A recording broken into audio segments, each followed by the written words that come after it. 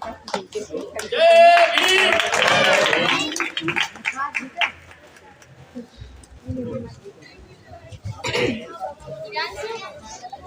पहले तो सभा में उपस्थित सभी साथियों को और मातृशक्ति को और प्यारे बच्चों को प्यार और सबको जय भीम जय भारत।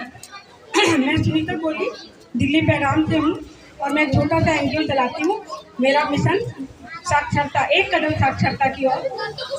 एक्चुअली मैं 96 से बच्चों की बेसिक एजुकेशन पर काम कर रही हूँ। अभी जो ये प्यारे प्यारे बच्चों ने अपना जो अपना प्रोग्राम रखा हमारे समक्ष, मुझे बहुत अच्छा लगा। खासकर वो छोटी बच्ची, मैं दिल से सैल्यूट करती हूँ उस बच्ची को, दिल से सैल्यूट करती हूँ।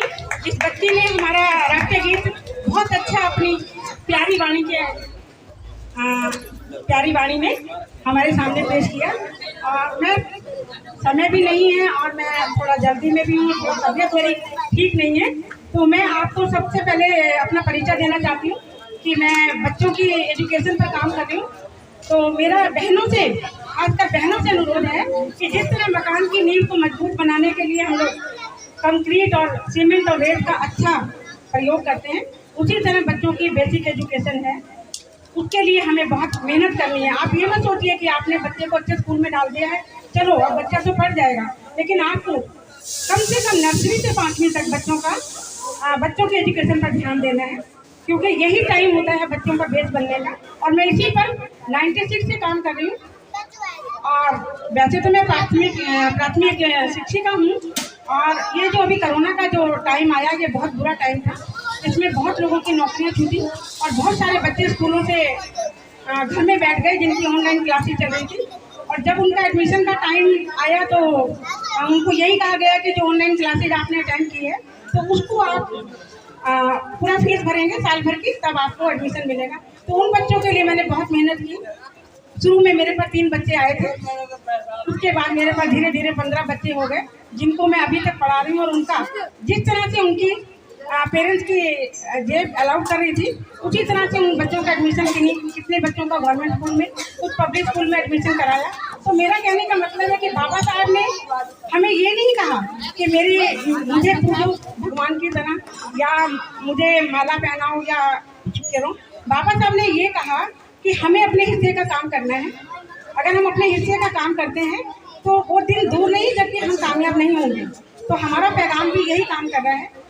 मैं पैगाम के बारे में थोड़ा सा संक्षिप्त परिचय देना चाहूँगी कि पैगाम एक गैर राजनीतिक और गैर धार्मिक संगठन है।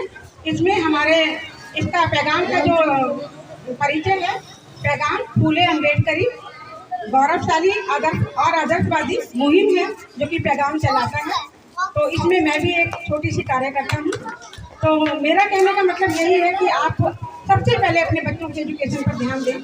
जो देखो, हम ये कहेंगे कि हर सक्षम पुरुष के पीछे महिला का हाथ होता है। तो मैं बाबा साहब के बारे में तो ज़्यादा नहीं बोलूँगी क्योंकि उनके बारे में आपको सभी को पता है।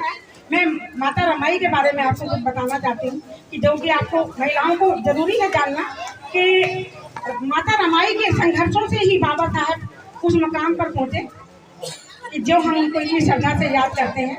और सबसे बड़ी बात है कि हम लोग ये तो जानते हैं कि वो 9 भाषाओं और 32 डिग्रियों के प्राप्तकर्ता थे, लेकिन हमें ये भी जानना है कि वो स्कूल की कक्षा से बाहर पढ़े हैं और कितनी बार उनका मनोबल टूटा होगा और कितनी बार उन्होंने अपने को समेटा और वो यहाँ तक पहुँचे।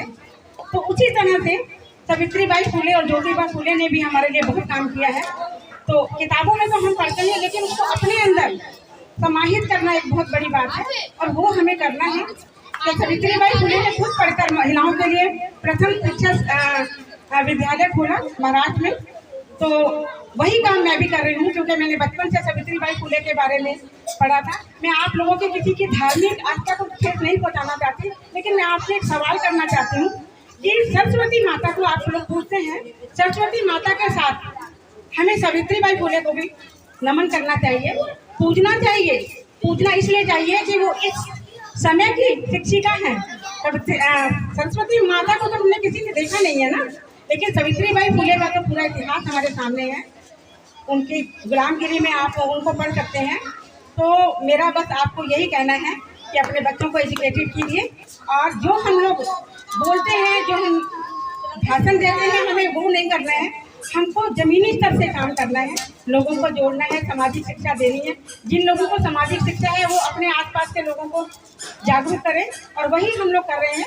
मेरा महिलाओं को भी मैं जागरूक करती हूँ। जन चेतना मेरा NGO है और मिशन साक्षर एक कदम साक्षरता की और बच्चों के लिए है, तो उसी पर मैं काम कर रही हूँ पिछले 24-25 सालों से।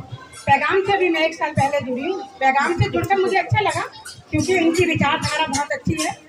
पैगाम से जुड़ने वाले सब उनकी विचारधारा से जुड़ रहे हैं, तो मैं आप सभी का बहुत आभार व्यक्त करती हूँ कि आप लोगों ने मुझे सुना। जय भारत, जय भीम। बहुत बहुत धन्यवाद मैम, आपने स्पीच रखी, बातें रखी, विचार